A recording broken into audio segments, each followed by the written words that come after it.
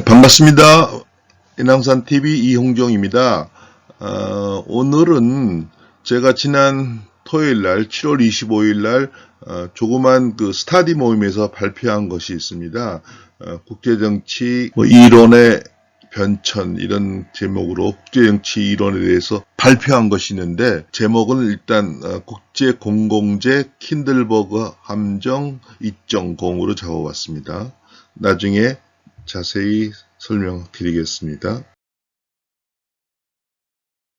제 양력입니다. 국제지역학부, 제가 부경대 정치외교학과 교수가 아니고 국제지역학부 교수로 정년퇴직을 했는데요. 국제지역학부는 인터내셔널 앤드 에어리어 스타디스라고 해서 정치외교학과는 정치, 국제정치 이런 걸 가리키고, 국제지역학부는 미국 전문가, 유럽 전문가, 중국 전문가, 일본 전문가 등을 키우는 겁니다. 그러니까 미국 정치를 전공한 이용정이 미국 정치를 가리키고, 또 미국 경제를 전공하신 분은 또 가리키고, 그러니까 외국어뿐만 아니라 그 지역의 전문가를 양성하는 학과입니다.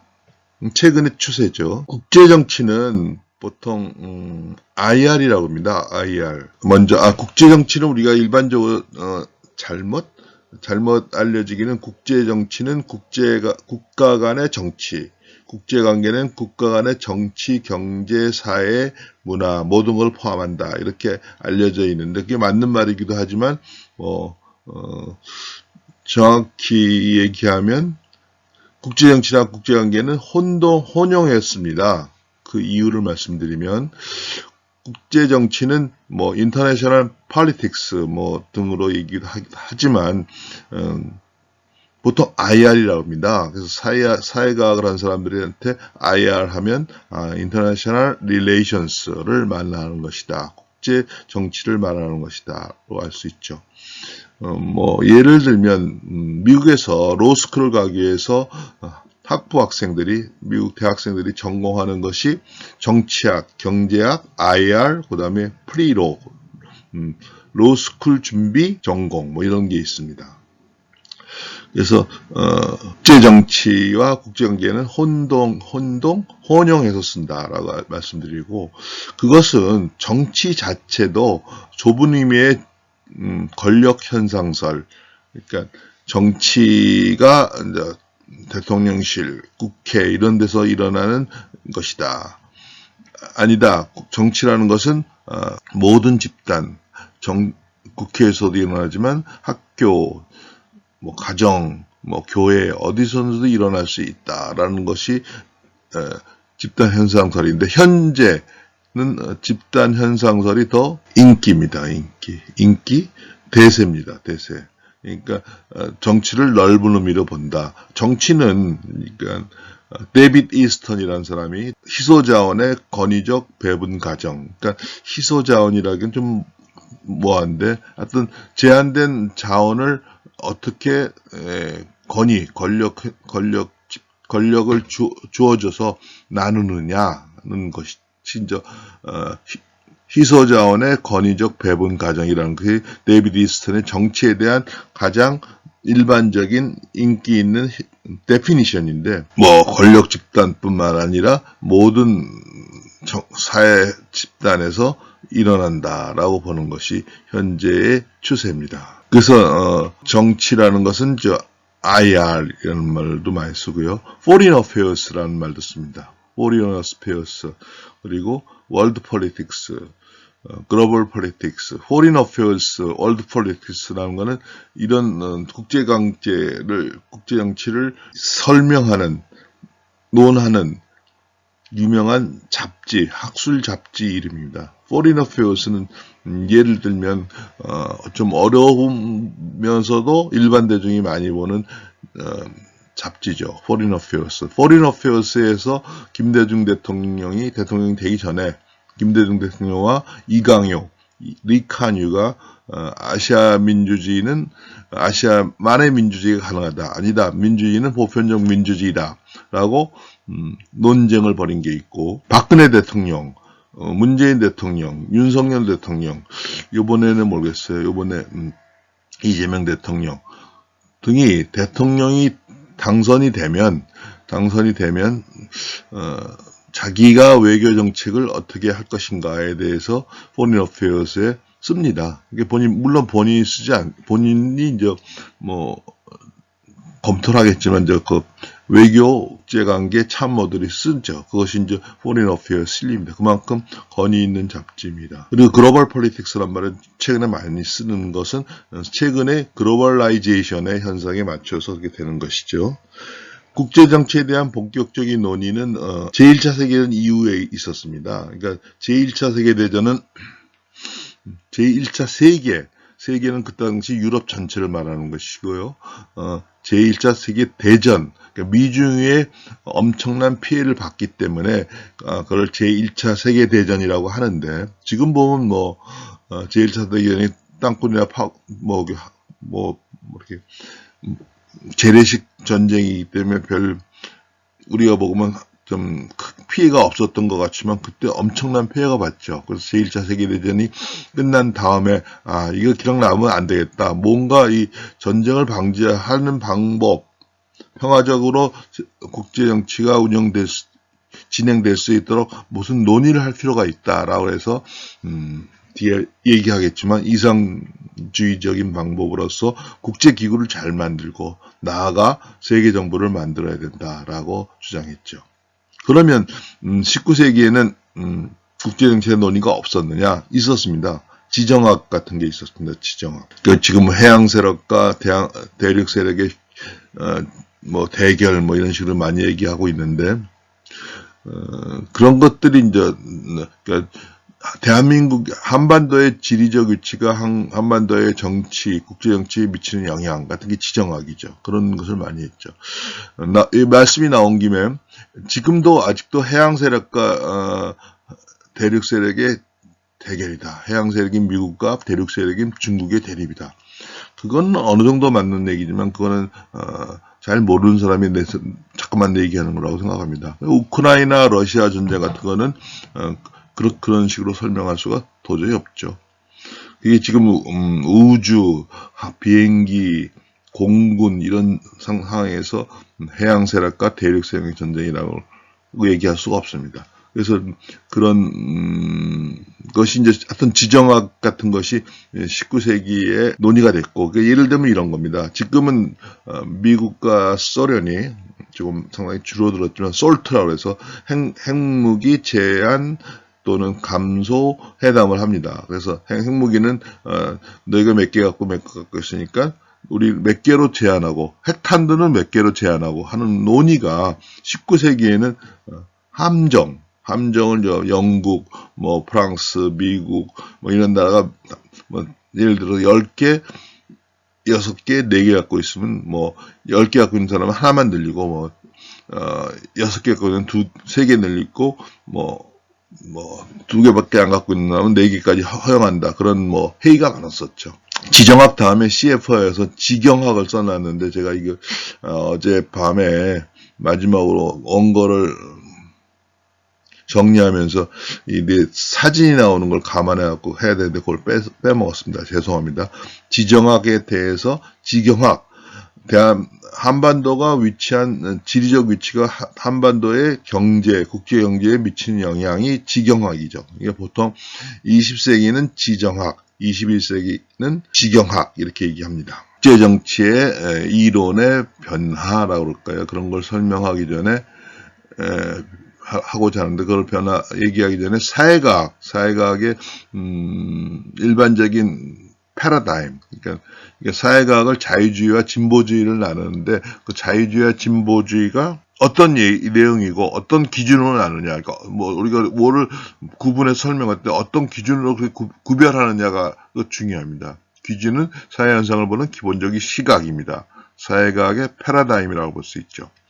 패러다임이라는 것은 많이 쓰죠. 요새 패러다임의 시프트, 변천, 그런 말을 많이 쓰는데, 패러다임은 우리가 이론이 있고, 이론이 있는데, 소이론, 중이론, 대이론, 이렇게 적용되는 범위가 큰 것일수록 대이론인데, 그보다 더 큰 범위에 적용될 수 있는 것이 패러다임이라고 했습니다. 패러다임이 바뀌었다. 자유주의는 사회를 구성하고 있는 개인, 기업, 국가 등은 가만히 놔두면 균형과 안정을 잃는다. 보이지 않는 선에서 시장 논리에서 나눠진다. 그런 것이죠. 그러니까 어떤 개인이 기발한 상품을 A라는 사람은 기발한 상품을 만들어서 돈을 법니다. 그러면 B, C도 그거를 쫓아서 만들기 때문에 결국 개인이 갖고 있던 부분은 비슷해진다. 기업도 마찬가지고요. 한 국가가 힘이 세지면, A라는 국가가 힘이 세지면 B와 C라는 국가가 힘을 합쳐갖고 A를 견제하기 때문에 결국은 비슷해진다. 그렇게 얘기합니다. 여기서 어른돼서 개인주의라는 건 이기주의가 아니고 어떤 사회과학의 대상을 볼 때 개인의 입장에서 보는 것이죠. 그러니까 예를 들면 어떤 사람이 가난하다 그러면 그 사람이 자유주의의 입장에서는 그 사람이 시원찮아서 그런 거죠. 그 사람이 노력을 안 했다. 그럼 진보주의는 아니다. 그 사람이 속한 구조 또는 제도 같은 것이 잘못되어 있어 그 사람이 가난한 것이다. 이렇게 보는 것이죠. 그래서 자유주의는 개인주의적 입장, 다원주의 입장이고요. 그래서 자유주의의 입장에서 사유재산과 자유로운 경쟁을 보장하면 된다라고 생각하는데 그것이 결국 자본주의다. 진보주의는 사회를 구성하고 있는 개인, 기업, 국가 등은 가만히 놔두면 한쪽에 쏠린다. 가두제의 철칙이라고 할까요? 그렇게 볼 수 있는데 그것은 그래서 오히려 한쪽에 쏠려서 마찰, 불평등 그런 것이 일어나면 안 되기 때문에 인비저블 핸드가 아니고 비저블 핸드, 비바이어블 핸드라고 비저블 핸드. 죄송합니다. 그러니까 비저블 핸드입니다. VISIBLE 핸드. 그러니까 한국말로 하면요, 보이지 않는 손이 아니고 보이는 손에 의해서 개입을 해야 된다. 그래서 의료, 교육, 교통, 그래서 불평등이 일어나면 좀 심각한 문제가 생기는 데는 될 수 있으면 공공재가 관리를 한다. 그게 사회주의죠. 그리고 그러한 불평등 마찰을 완전히 없애기 위해서 모든 생산과 분배를 공동으로 한다. 공산주의죠. 어떤 사회주의는 사회주의는 공산주의는 사회주의의 부분집합이라고 볼 수 있죠. 이 공산주의의 뭐와 자본주의에 대해서 민주주의와 자본주의, 공산주의, 민주주의, 자유민주주의, 자본주의, 공산주의에 대해서 설명은 제가 이 스타디 모임에서 저번에 했던 것이 있고 또 제가 또 동영상을 올린 게 있는데 동영상 만든 것인데 그것을 이 동영상에 덧붙여서 올려드리겠습니다. 그래서 지금 이게 무슨 극단적인 얘기냐? 맞습니다. 극단적인 얘기입니다. 근데 자유주의, 집본주의. 그런데 우리가 어떤 이론을 만들거나 우리가 이용정이가 만약에 칼럼을 쓰더라도 예를 들어서 이런 바탕이 자유주의적 시각에서 쓰느냐, 진보주의적 시각에서 쓰느냐 그런 것이죠. 그래서 이런 자유주의, 진보주의는 막스 웨버는 이념입니다. 아이디얼 타입이다. 현실에서는 이 중간에 나타난다. 그런 것이죠. 그렇지만 우리가 다시 말씀드리면 이론이나 설명을 할 때 이런 바탕이 어디로 되어 있는가 이런 것이죠. 이용종이가 생각하는 얘기는 자유주의의 바탕을 두고 있으면서 진보주의 사회에서 완전히 도저히 힘들어서 구제를 할 필요가 있는 사람들은 진보주의적인 건 어느 정도 도입해갖고 구제해야 된다. 그렇지만 그러니까 사회주의와 자유주의가 거의 60-70% 되고 진보주의가 20-30% 해갖고 현실을 운영해야 된다. 그런 시각으로서 봐야 된다는 것이죠. 제가 따로 또 올려드리는 동영상에 더 자세히 나오니까 더 보시기 바라고요. 이게 막스 웨버의 사전입니다. 국제정치는 제1차 세계대전 1914년부터 18년에 있었던 제1차 세계대전에 처음 나왔습니다. 미국 대통령 위드로 윌슨이 그래서 국제연맹 같은 거를 잘 만들어갖고 전쟁을 방지하자. 그리고 그 국제연맹이 결국 국내 정부와 마찬가지인 세계 정부처럼 돼갖고 세계 평화를 누리자라고 하는 이상주의적인 것을 얘기했습니다. 이게 1920년대입니다. 근데 1930년대 국제연맹이 실패랍니다. 국제연맹이 실패한 이유 중에 하나는 그렇게 열심히 주창한 위드로 윌슨의 미국이 불참합니다. 미국은 정부 차원에서는 이미 뒤늦게 제국주의에 참여한다든가 제국주의적인 정책에 참여한다든가 그래갖고 했지만 미국 국민들은 제1차 세계대전도 그렇고 제2차 세계대전도 그렇고 열심히 참여할 의사가 없었습니다. 그랬기 때문에 제1차 세계대전 이후에 만들어진 국제연맹에 적극적으로 가입할 생각이 미국 국민들이 없었기 때문에 미국 상원에서 비준이 되지 않아서 미국 대통령 위드로 윌슨이 주창한 것이 국제연맹에 미국이 불참하게 됩니다. 그것이 국제연맹의 실패의 하나의 원인이고요. 또 한 가지는 이제 제일 중요하다고 볼 수 있는데 만장일치제입니다. 만장일치제. 모든 국가가 들어와서 너희들에게 손해되는 일이 없을 테니까 와라. 돌아와라. 그 만장일치제를 한 겁니다. 그랬더니 만장일치제라면 당연히 여러분들 아시겠지만 뭐를 결정할 수 없죠. 예를 들어서 미국과 소련이 싸워갖고 제재를 한다든가 성명을 맡한다든가 군인대를 파견한다든가 군대가 없는 것도 문제지만 한계지만요. 독립적인 기구, 독립적인 직원, 독립적인 군대가 없는 거, 독립적인 예산이 없는 거, 적은 것이 문제지만 하여튼 만장일치제 때문에 안 됩니다. 그래서 나중에 제2차 세계대전 이후에 나온 국제연합에서는 만장일치제하지 않고 다수결 또는 가중다수결이라고 그럴까요? 그러니까 그러면 이제 만장일치라고 모든 나라가 똑같다. 다원주의적 입장, 자유주의 입장에서 모든 나라가 똑같은 유엔 총회 같은 것만을 중요하게 하면 강대국들이 안 들어오죠. 강대 안 들어오면 너희들 없애겠다. 그런 것을 얘기할 수 없는 것이 세계적인 문제 같은 것이 강대국의 어느 정도 협력가 필요하기 때문에 나온 것이 국제연합의 안전보장이사회고 거부권입니다. 그건 뒤에 더 자세히 설명하겠습니다. 그리고 1930년대 혼란으로서 국가 간에 평화롭게 자유로운 그야말로 말로써 전쟁을 방지하고 평화를 유지할 수 있다는 생각은 그레이트 디프레션 세계 대공황이 일어남으로써 완전히 깨졌죠. 위드로 윌슨의 사진입니다. 이 사람은 미국 정치학회 회장도 하고 행정학의 거두입니다. 현실주의 반칙. 그래서 이제 1930년대 혼란을 비치면서 그건 너무 국제기구를 잘 만들고 앞으로 세계정부로까지 발전하자는 것은 비현실적인 얘기다. 국가 간의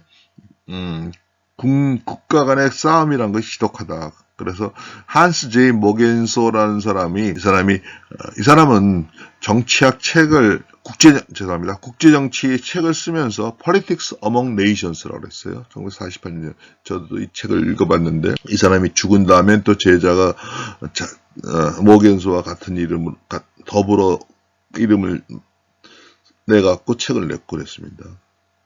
그래서 국가가 중요하다. 그래서 국가의 힘을 키워야 되고 국가의 이익을 추구해야 된다. 그래서 우리가 그런 말을 많이 하죠. 국제 정치를 얘기할 때 언론에서나 미디어에서 얘기할 때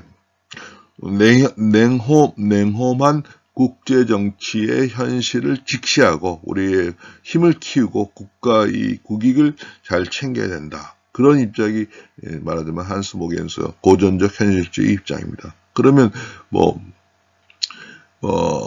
이상주의에서는 1920년대 이상주의에서는 국가 간의 국제기구를 잘 만들었고 정쟁을 방지할 수 있다고 그러는데 그러면 그게 국가의 힘을 키우고 국익만 추구하면서 서로 싸우는 것이냐? 그럼 어떻게 세계 평화를 유지하고 전쟁을 할 수 있느냐의 답이 모겐소는 세력 균형론입니다. 밸런스 오브 파워입니다. 힘이 비슷하면 전쟁이 안 일어난다 그런 것이죠.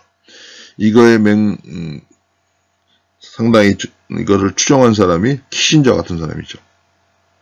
밸런스 오브 파워. 그래서 한국말로 국가균형론이라지 않고 세력균형론이라고 한 이유가 이게 뭐 미국과 소련도 있지만 동구권과 서구권 이렇게 될 수도 있으니까 그렇게 한국말로 번역을 한 것 같습니다. 그리고 그래서 세력이 힘이 비슷하면 전쟁이 안 일어난다는 것이 뭐 고전적 현실주의 모겐소의 생각입니다. 물론 이것이 이제 나중에 틀리다. 오히려 좀 선의를 가지고 있는 쪽에서 힘이 조금 더 많아야 전쟁이 안 일어난다. 뭐 이런 얘기 나오곤 했습니다. 밸런스 오브 파워에서 이 파워를 그럼 어떻게 국력을 어떻게 측정하느냐. 그래서 안스 모겐소 책을 보면 그런 얘기가 많이 나옵니다. 어떤 국력을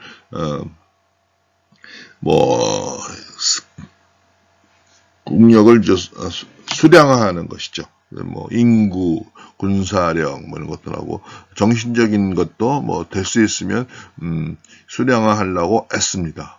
그래서 세력균형론을 내세웠고요. Politics Among Nations에서 하나 제가 재밌게 본 거는 그겁니다. 국내 정치와 다르게 외교 정치학이라는 것은 급하게 빨리 비밀리에 수행될 수밖에 없는 점이 많다. 국가가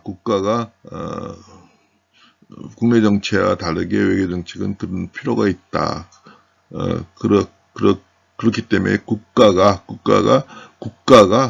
강조하죠. 국가가 이니시어티브를 취하고 여론을 선도하고 여론을 리드해야 된다. 그래서 제가 미국의 언론에 대한 석사 논문과 박사 논문을 썼는데 그것의 결론이 물론 제 지도 교수님이 지도를 받아 결론 내린 것이 그건 무엇이냐면 그렇게 국가가 이니시어티브를 취하고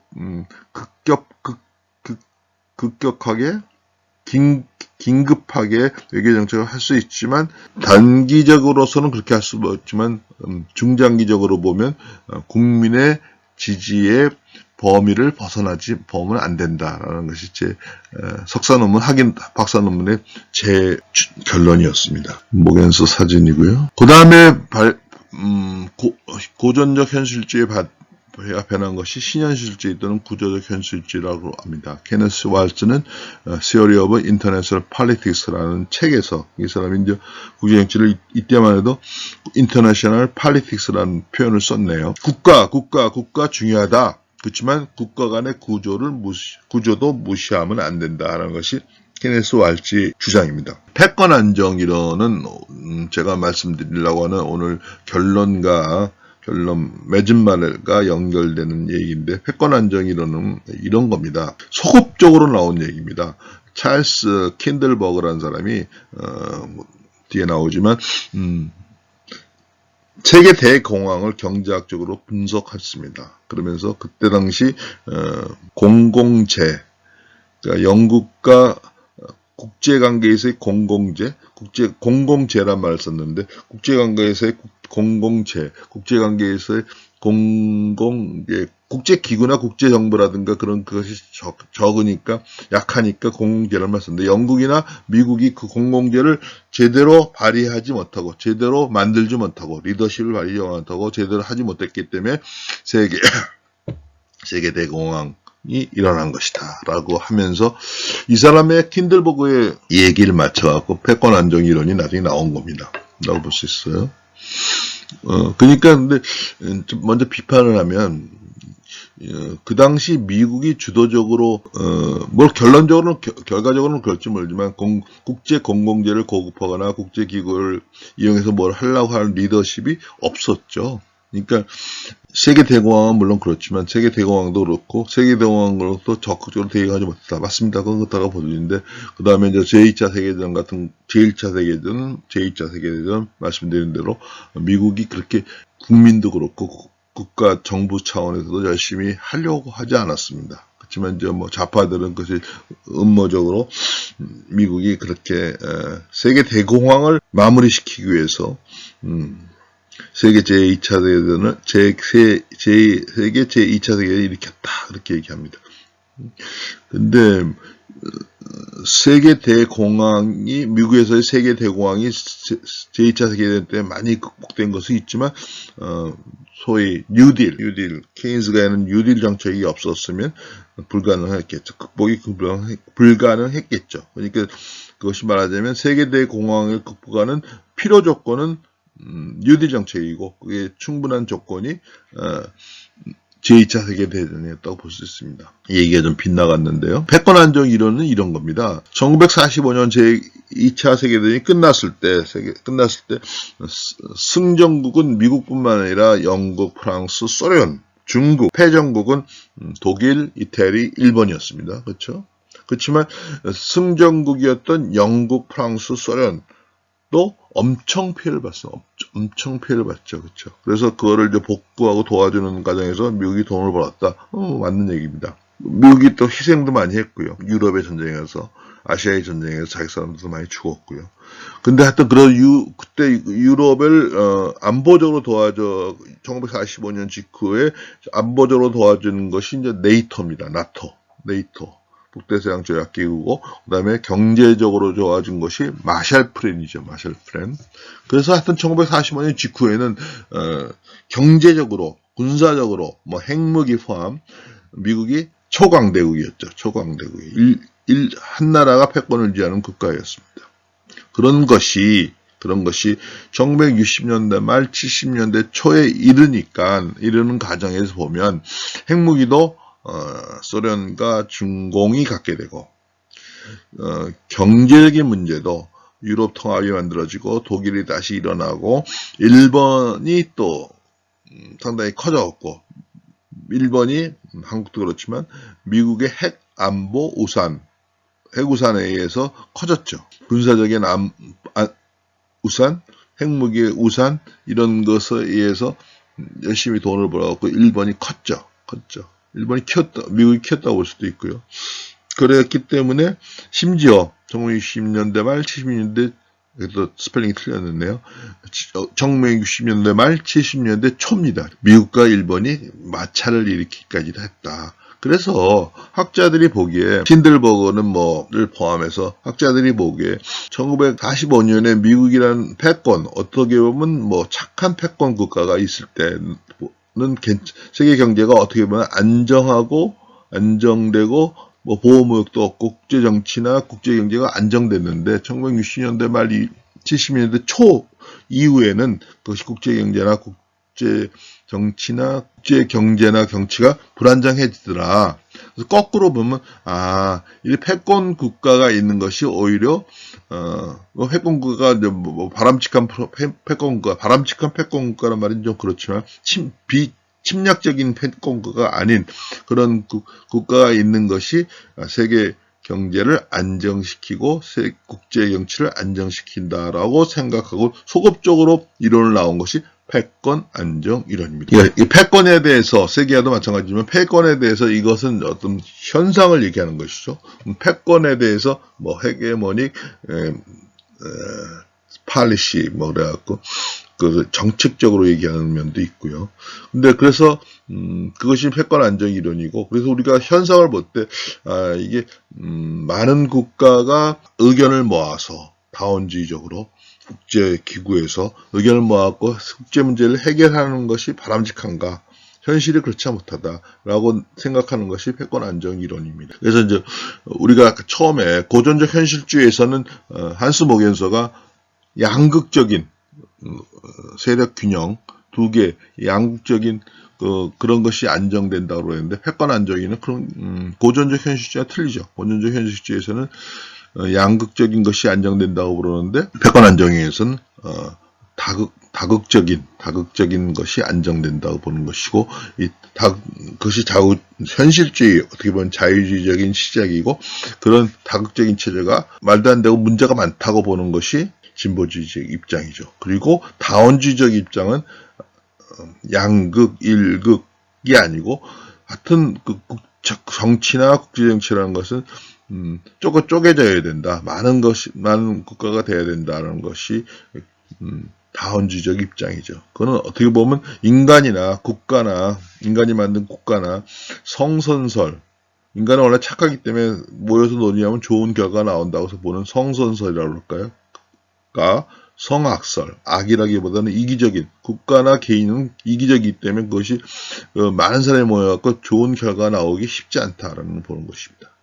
패권 안정 이론에서 한 가지 더 말씀드릴 수 있는 것은 90년대 이후에 냉전 종식 후, 이거는 뭐 패권 안정 이론자들이 얘기하는 건 아닐 겁니다. 제가 뭐 다른 사람도 얘기했는데 제가 얘기하는 것인데 1990년대의 냉전 종식 후에 미국이 다시 패권을 차지했죠.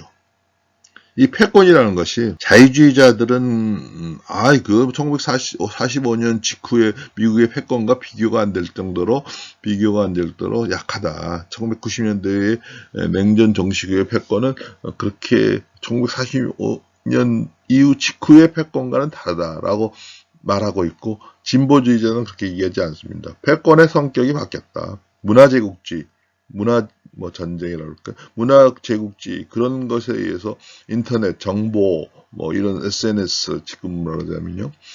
이런 것을, 유튜브, 이런 것을, 지배하고 있기 때문에 오히려 더 강화될 수도 있다라고 얘기하고 있습니다. 그것이 이제 바람직하지 않다라는 것은 계속되는 제 말씀의 연결상에서 여러분들이 이해하시기 바랍니다. 필요한 것이다. 현실입니다. 현실주의에 대해서 한번 더 말씀드리면, 다음에 나오겠네. 다음에 얘기하면서 말씀드리겠죠. 이게 케네스 왈츠 사진이고요. 이게 킨들버그 사진입니다. 대공황의 세계라고 1929년, 39년에 세계 대공황을 위해서 패권 국가가 제대로 역할을 못했다라는, 공공재가 없었다. 국제관계에 있어서 공공재가 없었다. 그런 내용입니다. 이 세계 대공황 때의 패권을 얘기하는 것이 공공재의 함정 1.0이고요.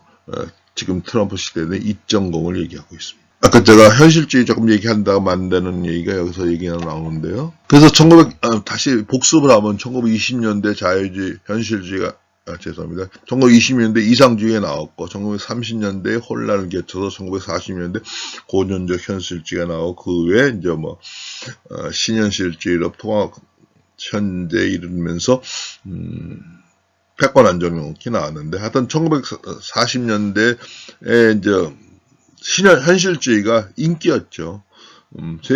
세계 대공황이 일어나고, 세계 제2차 세계대전이 일어나고, 2차 세계대전이 끝나는 냉전이 있고, 대한민국 같은 데도 혈전이 있었고, 계속 있으니까 현실주의가 가장 바람직한 이론이라고 생각하고, 이용정리도 그렇게 얘기하고 있죠. 그러니까 현실주의적인 정책이 필요하다. 우리가 트럼프를 보는 데서 이 사람 잡놈 이렇게 생각하고, 그 사람이 하는 것이 우리가 할 수 없이 한다. 그 사람의 우리나라의 국가의 가능한 범위 내에서 트럼프가 간세를 하고 막 난리를 치는데, 그 가능한 범위 내에서 우리가 우리나라 대한민국 국가이익을 최대화시키고 국력을 신장시킬 수밖에 없는 게 현실이다라는 것이 얘기인데, 하여튼 그렇게 현실주의가 인기였습니다.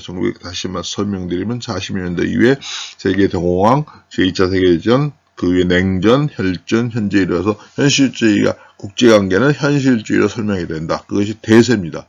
그런데 그것의 예외적인 것이 유로 통합으로 나타납니다. 1940년대 말에 유로 통합이라는 것은 유럽의 국가들이 자기의 정치 주권, 경제 주권을 포기하는 것이죠. 화폐를 통합하고 그 자세한 내용이 있지만, 그래서 거기서 제일 먼저 나온 것이, 이런 통합이라는 것이 기능주의, 경제적인 문제, 기술적인 문제를 체육 관계, 이런 스포츠 교류, 이런 것을 하다 보면 정치적인 문제도 파급돼 갖고, 좋아질 수 있다라는 것이 기능주의입니다. 그래서 그것에서 나온 것이 통합이론, 인테그레이션이고, 유럽 통합도 그런 식으로 한 것이죠.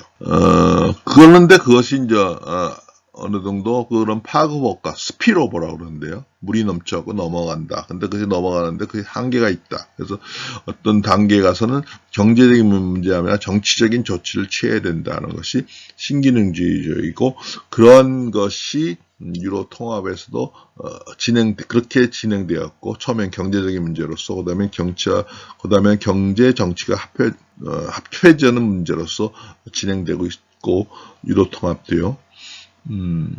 뭐 남북 관계도 처음엔 경제적인 문제로서 퍼주기라고 할까요? 어떤 햇볕 정책 같은 게 필요하지만 어느 단계에서는 정치적인 문제가 조치가 취해져야지 계속 바람직하게 진행될 수 있다는 것이 통화론의 1단계, 2단계라고 볼 수 있습니다. 그 다음에 나온 것이 이제 상호의존론, 레짐 이론인데, 이것이 시기적으로는 뭐 어떤 게 먼저라고 꼭 얘기할 수는 없습니다. 상호의존론은 한마디로 얘기하면 이런 것입니다. A, B, C 국가가 생산하는 것보다 A, B, C 국가가 서로 교류하는 게 더 양이 많은 것. 그것이 상호의존 관계가 형성됐다 그러죠. 그래서 인터디펜던스, 디펜던스라고 그러죠. 나중에 우리가 진보주의 세계는 종속이론은 디펜던스가 아니고 디펜던시입니다. 레짐 이론이라는 것은 이게 국제정치에서 사람들이 잘 모르는 중요한 이론이라고 볼 수 있는데, 레짐이라고 그러면 정권이죠. 우리가 보통. 근데 국제관계에서는 명시적 또는 묵시적으로 합의된 틀입니다. 그게 무슨 말이냐면 국제관계라는 것이 뭐 아무것도 없는 건 아니지만, 그렇다고 해서 또 세계정부 완벽한 국제기구 같은 게 있는 게 아니고, 그 중간에 어중간한 단계인 것이 그 레짐 이론이죠. 그래서 명시적으로 묵시적으로 합의된 틀이 있다. 명시적으로는 것은 가트 체제, WTO 체제죠. 그러니까 이 제2차 세계대전을 끝내고 나서 보니까 과거의 전쟁들은 정치적인 문제, 영토적인 문제 이런 것만 논의했는데, 전쟁이 끝나는 것을 강화해이라고 그러죠. 근데 그게 아니고 경제적인 문제도 중요하다. 결국은 전쟁이라는 것이 서로 관세를 높여갖고 보호무역을 하다니까 전쟁이 일어나는 것이다 라고 보는 것 같고, 가트 체제, 자유무역 체제, WTO 체제가 됐지요. 그래 거기서 뭐 중국도 가입하고 러시아도 가입하고 그랬죠. 그런 것은 어떻게 보면 가트 체제, WTO가 아직도 있으니까 명시적으로 합의된 틀이죠. 묵시적으로 합의된 틀은 얄타 체제 같은 겁니다. 얄타 체제. 얄타 체제는 제2차 세계대전을 끝내는, 또는 2차 세계대전 중에 일어난 많은 전시, 전후 회담이 있습니다. 그러니까 뭐 샌프란시스코 회담, 카이로 회담, 뭐 포츠담 회담, 뭐 많죠. 근데 그 중에서 소련의 별장지시라서 얄타 회담이 상당히 중요하다.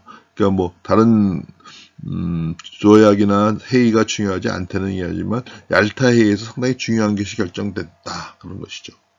얄타 회담에서 결정된 것 중에서 제일 중요한 것이 아까 잠깐 설명드렸던 국제연합의 안보리의 거부권을 결정했습니다. 그 다음에 유럽의 분할 통치, 분할 관리, 또 383 이런 것들이 중요한 게 일어났기 때문에, 얄타 회담이라는 것은 없지만 얄타 체제라는 것은 묵시적으로 합의되었고 지금도 이어지고 있다고, 상당히 오랜 동안 이어졌다고 볼 수가 있는 것이죠. 그러니까 한마디로 얘기하면 2차 세계대전 이후의 정치적인 합의는 얄타 체제고, 경제적인 체제는 WTO 체제라고 볼 수도 있죠. 그래서 레짐입니다. 레짐.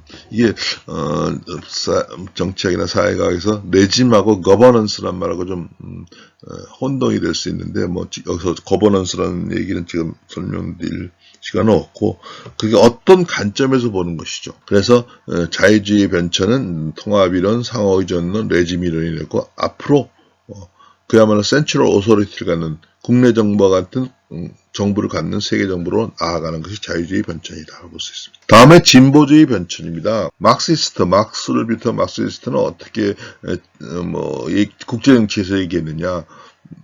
막스는 자본주의 극단의 견태로 자본가 계급의 착취와 전쟁을 초래한다. 제국주의라는 걸 했고, 제국주의라는 걸 발전시킨 사람은 레닌이죠. 그리고 스탈린은 그 다음에 이제 국내 통일 전선 전략을 주로 했고, 트로츠키가 국제 통일 전선 전략을 했습니다.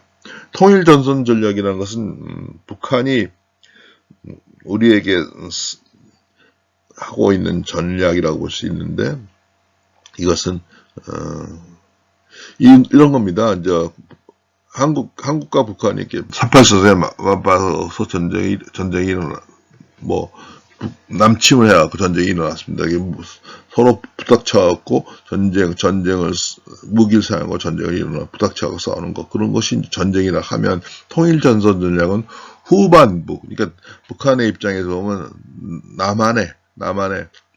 남한의 후반부에다가 자기 지지 세력과 지지 조직을 만들어 갖고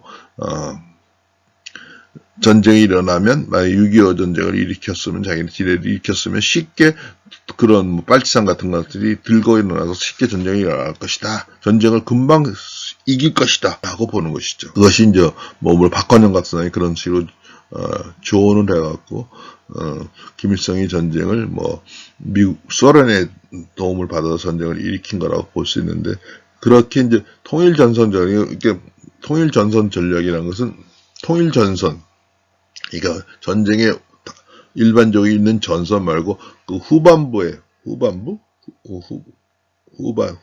아니고 정방 후방, 이럴 때 후방이요. 후방에서도 지지 세력을 만드는 그런 것, 통일전선 전략이 이제 상당히 대한민국 한반도를 얘기할 때 중요한 것이고요. 그 통일전선 전략도 그 일반 국민들 차원이 아니고 또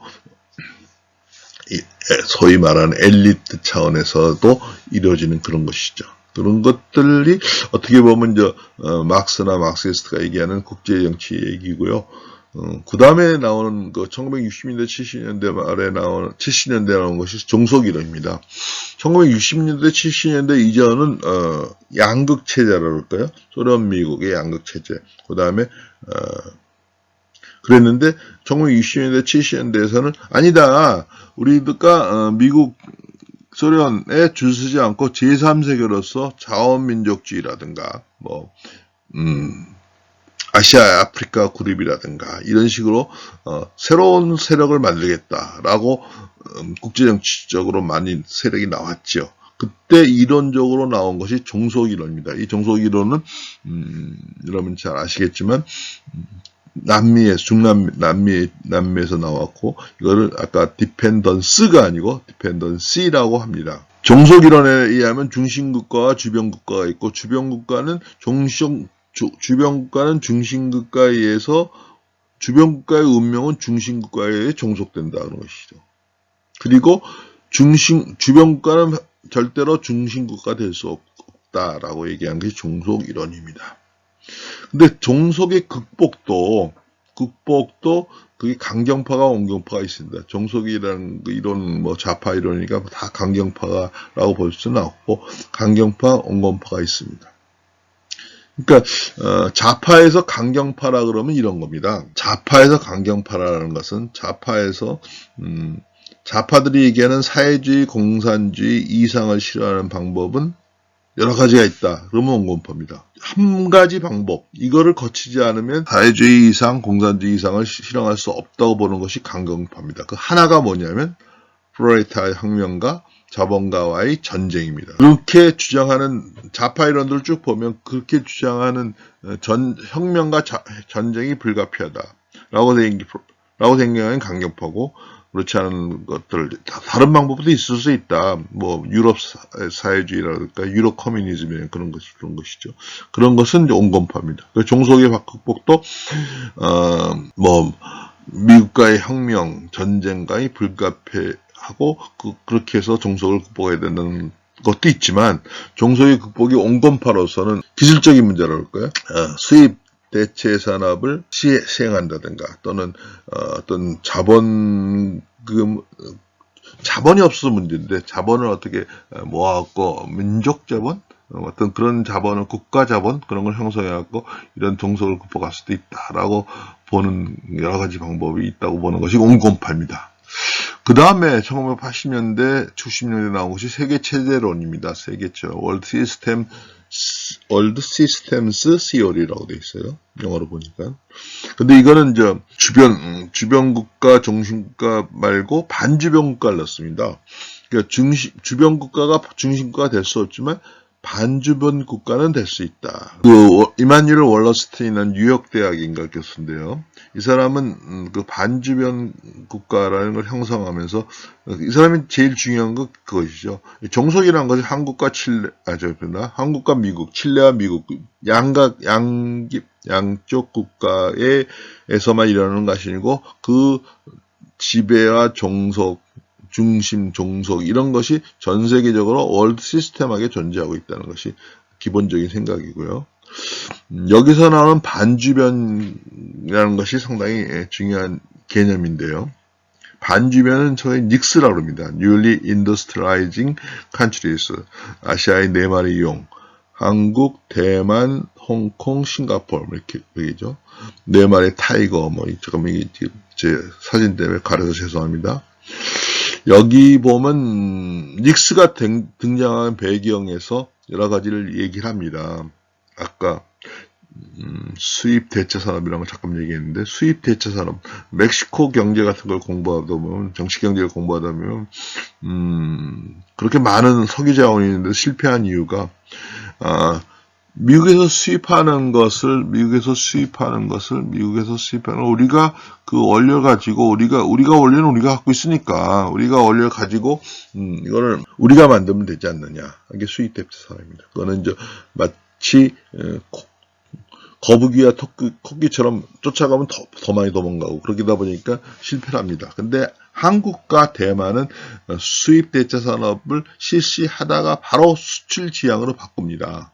그래갖고 만약에 우리나라가 미국에서 텔레비 수입해서 사용했어요. 지너스 같은 거 그러다가 우리가 금성이니 이런 데서 텔레비를 만들어갖고 미국에 팔았습니다. 미국에 다 팔다 그것이 이제 미국이 다 팔면 그다음엔 중남미 동유럽이 또 자유화되면 거기다 팔고 그다음에 또 동남아 국가에 판다든 그런 식으로 또 수출 다변화라고 그러죠. 그렇게 하고 그다음에 그 텔레비가 어느 정도 다 쓰면 그다음에 비디오 카메라라든가 반도체라든가 그런 식으로 바꿔가면서 지금까지 이어져 오니까 그것이 주변 국가에서 반주변 국가로 점프할 수 있었다라고 주장합니다. 그리고 이제 아까 조금 말씀드렸던 그런 박정희 대통령의 어떤 민족 자본이니까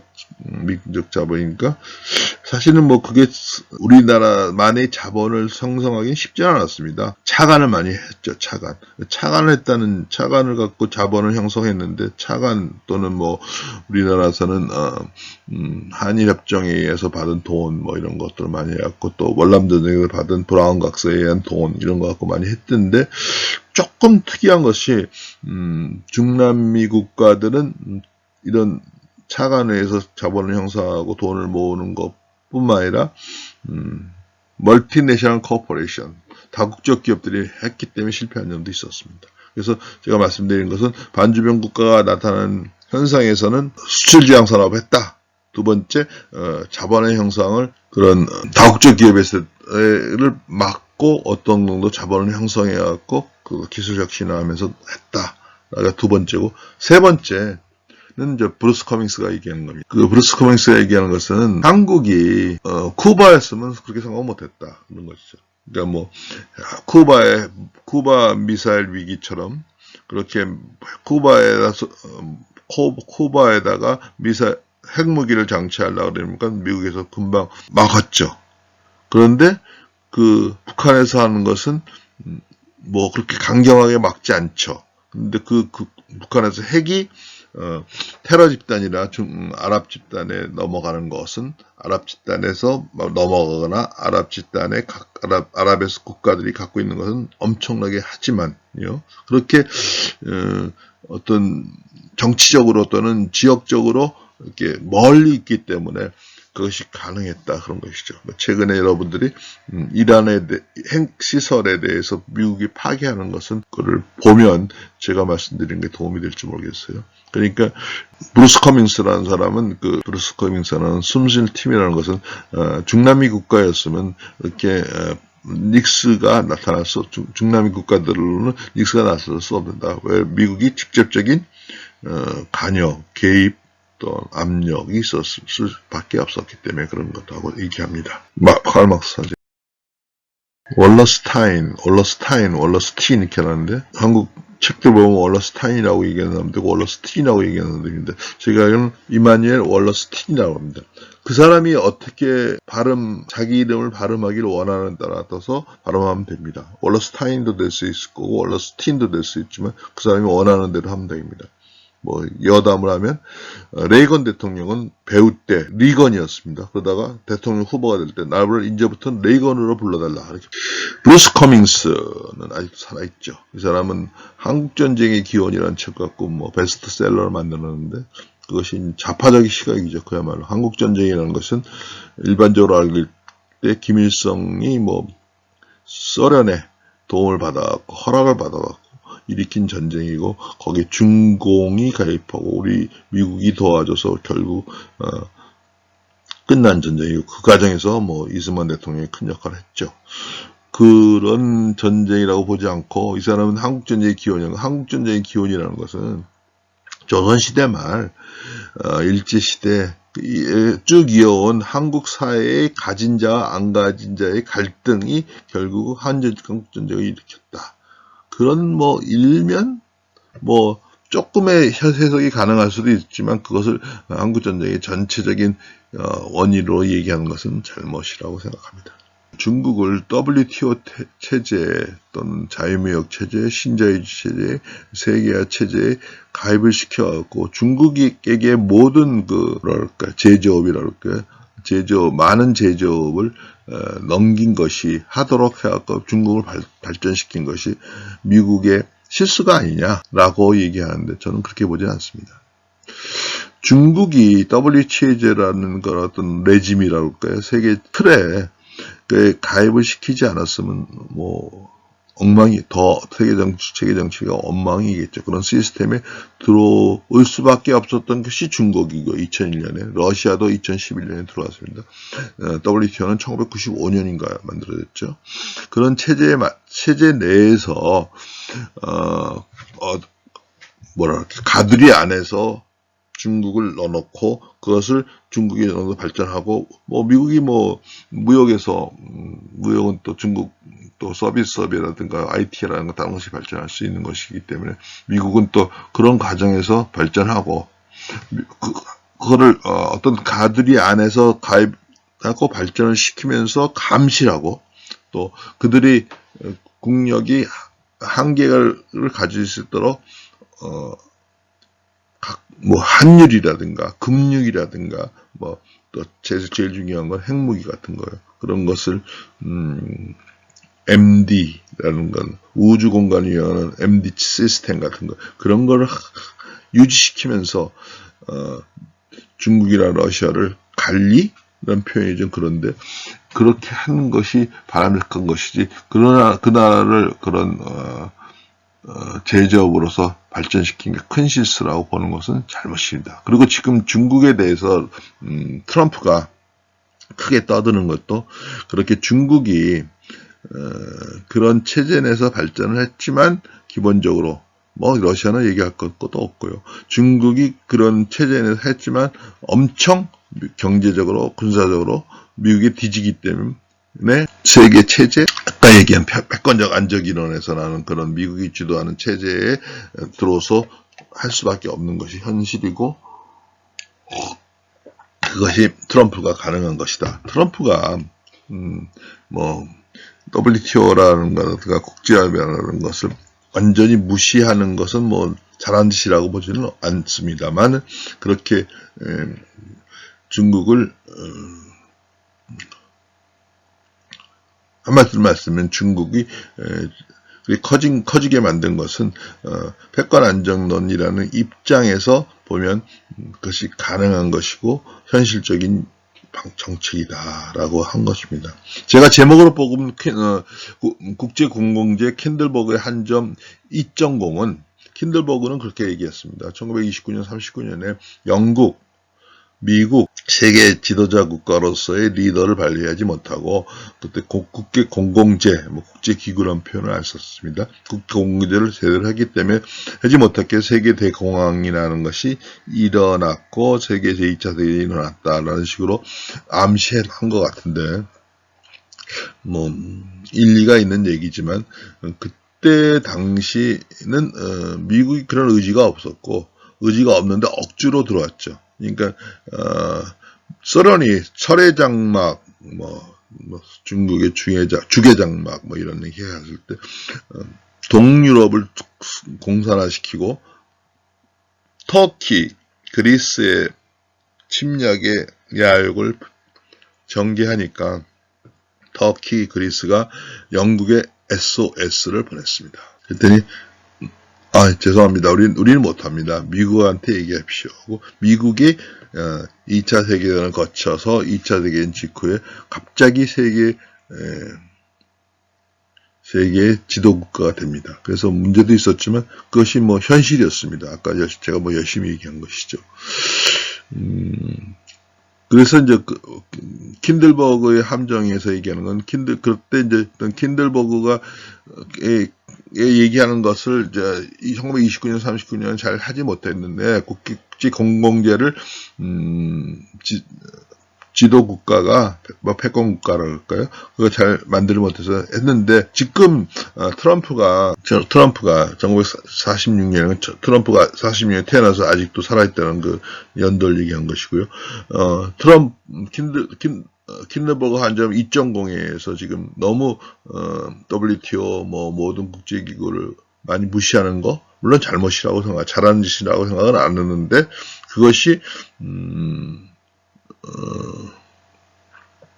현실적으로 중국, 러시아는 그렇다 치고 중국이라든가 세계 경제 예를 들어서 이란을 핵무기의 시설 파괴 등을 통해서 그 세계 또 오일 석유가 갖고 있는 파워를 약화시키고 미국의 시엘가스를 개발하고 이런 식으로 세계 경제를 세계 정치를 지배한다랄까요? 통제한다는 그런 정책을 하는 것은 잘못하는 것이 아니고 현실적으로서 필요하고 가능한 것이다. 물론 다시 한번 얘기하면 국제 공공재를 무시로 완전히 할 수 있는 것은 잘못이다라고 보지만요.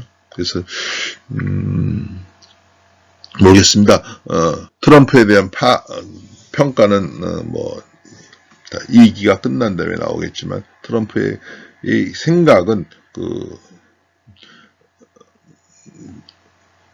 저는 우리가 보기에는 미국 트럼프가 잔놈이고 메가 미국을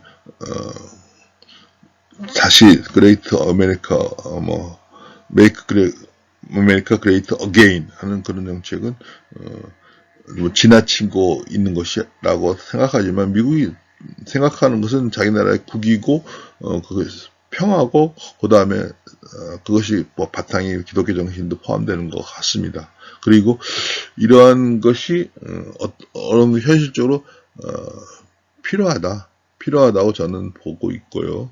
이것이 이제 마지막 말씀을 드리면 트럼프가 그 정책이 우선 많은 국가가 어려움을 관세 협정 같은 것도 협상 때문에 어려움을 하고 있지만 미국에서는 인기입니다. 예를 들어서 캘리포니아에서는 PC 좌파 그런 것이 해갖고 동성애 같은 것이 이렇게 많고 그랬고 심지어는 중국이 침공이 많아고 캘리포니아에서 우리나라가 미국에 서 생산할 수밖에 없는데 캘리포니아에서 생산하지 마라 중국에 유출된다 그렇게 얘기하고 있는데 그럼 캘리포니아에 대해서 저번에 이민국의 불법 이민자를 강제로 한 거 그런 것도 예를 들면 마약이라든가 그런 문제 그런 것에 대해서 심각한 문제가 있기 때문에 한 것이기 때문에 한마디로 말씀드리면 트럼프 정책이라는 것이 미국 국민들한테는 인기가 있고 뭐 싫어하는 사람도 있고 데모도 하지만 전반적으로는 인기가 있고 바람직하다고 생각하는 사람이 많다. 그래서 우리가 뭐 트럼프에 대해서 너무 의존하는 것도 잘못이지만 또 트럼프와 뭐 미국과 한미동맹, 한미일 상호 협조에 의해서 우리가 대한민국의 이 발전하고 유지되는 것이 필요하다고 생각합니다. 좀 더 얘기는 나중에 제가 이 스타디 모임에서 강의를 미국과 트럼프에 대해서 할 예정인데요. 그때 또다시 말씀드릴 기회가 있을 것 같습니다. 감사합니다.